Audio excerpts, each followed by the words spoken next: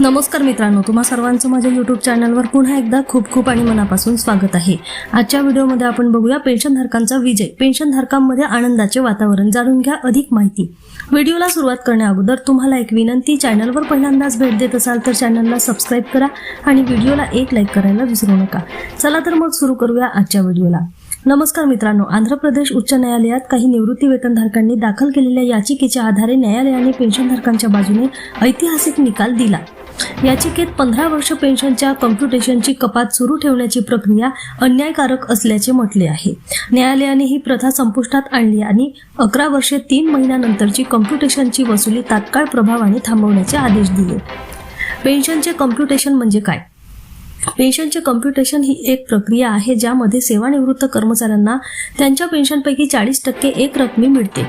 त्या बदल्यात त्यांचे मासिक पेन्शन कापले जाते, जे सहसा 15 वर्षे चालू असते। मात्र प्रत्यक्षात ही वसुली 11 वर्ष 3 महिन्यात पूर्ण झाली आहे। या कालावधीनंतरही कपात सुरू राहिल्यास पेन्शनधारकांचे आर्थिक नुकसान होते।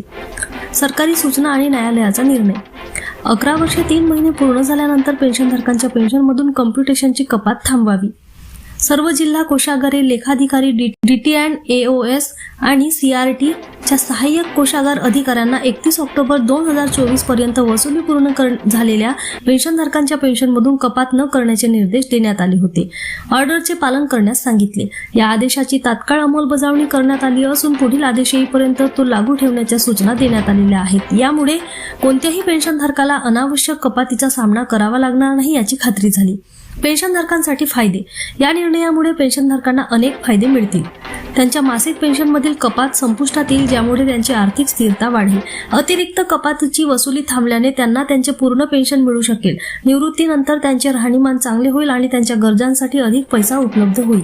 पुन्हा भेटू एका नवीन अपडेटसह। धन्यवाद।